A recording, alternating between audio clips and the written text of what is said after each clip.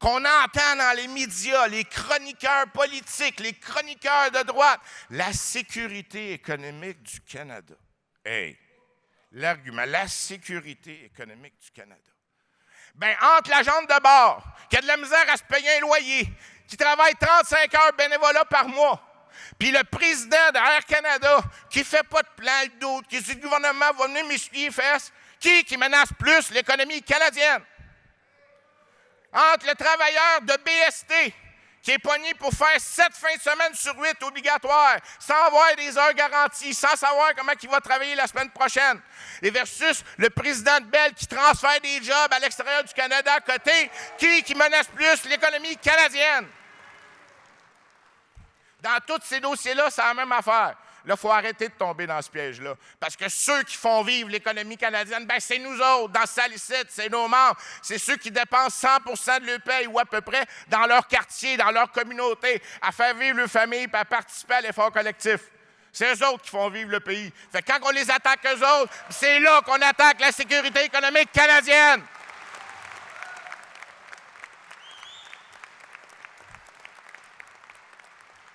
Ces conneries-là, ça inspire du monde.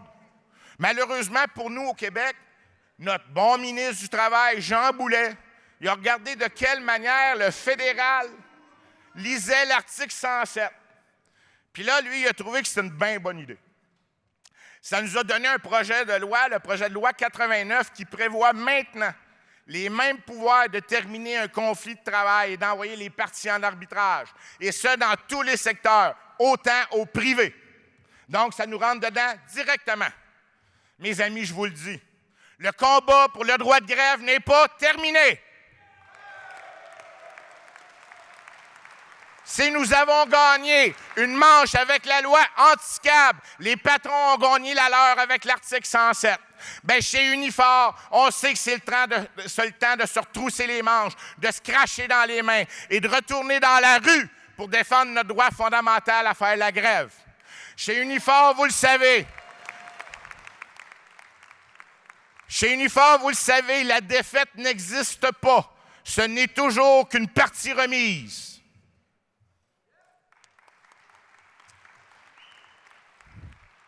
Le Québec est en plein cœur d'une vaste réforme forestière. Une réforme mal construite, mal livrée, par un gouvernement qui n'écoute pas les travailleuses et les travailleurs et qui met en péril pourquoi nous nous battons. Notre avenir, nos emplois, notre environnement. Unifor n'a pas ménagé ses efforts pour faire entendre sa voix.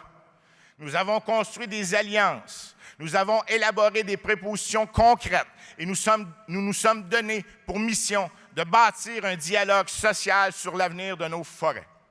Autochtones, écologistes, industriels, opposition, groupes citoyens. En mai dernier, nous avons réuni les forces vives du secteur dans un sommet qui visait à rappeler à la classe politique que les syndicats sont un acteur de changement social et que leur contribution est cruciale à la modernisation de ce secteur stratégique pour notre économie.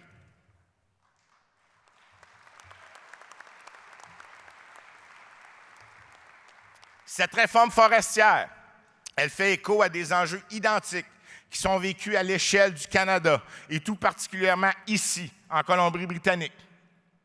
La crise que vous vivez ici, actuellement, est une des pires de l'histoire. Je tenais à vous dire que les actions que vous avez entreprises ici même nous ont inspirés, nous, à l'autre bout du pays. Lâchez pas, confrères, consoeurs, fratries, en mon nom et en celui des 55 000 membres d'Unifor Québec, je tiens à vous rappeler notre entière solidarité avec les travailleuses et travailleurs forestiers de la Colombie-Britannique et de tout le Canada. Nous sommes avec vous jusqu'au bout. En conclusion, vous l'aurez compris, les 3 prochaines années ne seront pas de tout repos. Plus que jamais, nous devons nous serrer les coudes et faire face ensemble en se soutenant les uns les autres. Nous devons mettre l'accent sur ce qui nous unit et sur ce qui nous rend plus forts. Et c'est à ça que je m'engage pour mon prochain mandat. Travailler plus fort encore que jamais dans cette direction que nous devons prendre. de représenter le Québec avec fougue, de défendre nos membres bec et ongles, de ne négliger aucun effort, mais aussi de soutenir l'ensemble de mes collègues élus dans toutes les régions, ainsi que toutes les personnes membres d'Unifor d'un océan à l'autre.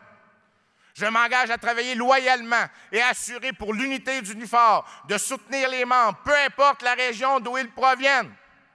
Je m'engage à entendre vos appels, d'écouter vos besoins et de toujours, debout, faire toutes les luttes qu'il faudra, quand il le faudra, et avec toute la force et la passion qu'il faudra. Merci, Unifor. Merci, consoeurs, confrères, fratries. Bon congrès, solidarité!